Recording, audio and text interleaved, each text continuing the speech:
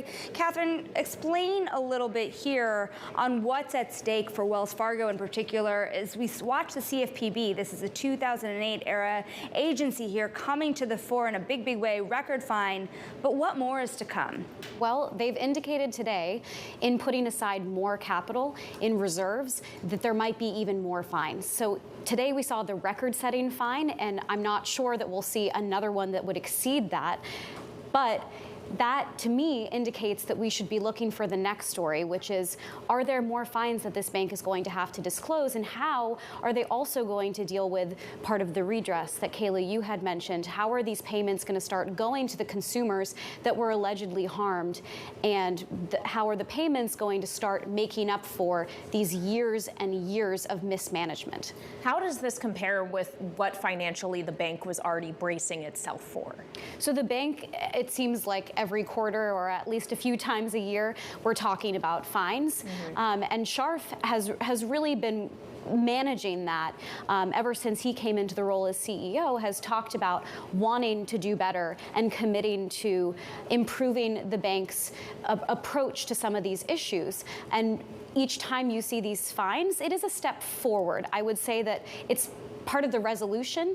It's just whether the action is actually changing.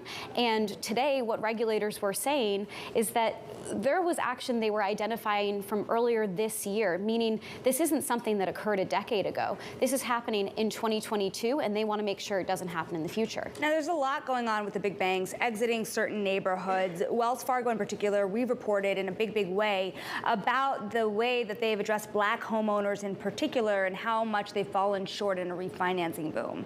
As we face tougher economic times ahead, and banks have exited many areas, retail and mortgage businesses as well, firing workers, what is the effect of them exiting mortgage businesses in certain neighborhoods? So we're going to see even more of an effect because, to your point, as interest rates are rising, we're seeing a pullback in the housing market in general. Now, these neighborhoods, we're seeing prices plummet. When you have vacancies in a neighborhood, it's perhaps a less desirable place to sell or to buy in that case. So prices are affected by this, and moving forward, the banks, their effort to increase Black and Hispanic and minority home ownership is going to be an even tougher battle to fight.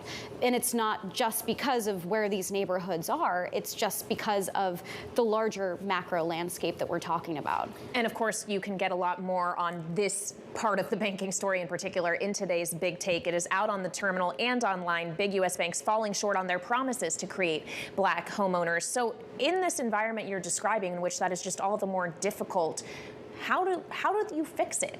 Is that a bank-specific issue? Is that a regulators forcing the issue? So the banks are doing a few things. One thing is that they're engaging with regulators. They're going to Washington. They're talking about their struggles and also their efforts. What do those efforts look like? Some of the banks are pledging billions of dollars. Bank of America earlier this year announced a new program that is a zero down payment, zero interest mortgage for buyers that are looking in minority communities. It doesn't matter which race you are, it just matters this neighborhood. And they rolled it out as a pilot program, so it's just in 5 cities. We're gonna wait to see the results of that. But that's action that the bank is taking and saying, this is part of how we are trying to solve for the problems that they're acknowledging exist. It's not to say that the banks are putting up their hands and saying this is not our problem. They're trying to create agency, and with the regulators, they're paying these fines and they're trying to move forward and rebuild. And that's as we look at Michael Barr at the Fed, a real look at the Community Reinvestment Act, and a lot of people watching the line-by-line data. Wells Fargo vowed to lend $60 billion, and last year wrote 42% fewer mortgages to Black buyers than their white counterparts. So how do you then track progress. All of these promises, have they amounted to anything yet? So what's interesting, and I highly suggest diving deep into this data that we're putting out in this report today, the comparison is over time, you have to take into account 2007 and what has changed since the financial crisis, and the new regulation that was put in place that has changed fundamentally how banks are underwriting these mortgages and when they're deciding to look at potentially for example, FICO scores in a different way, but that can adversely affect different communities.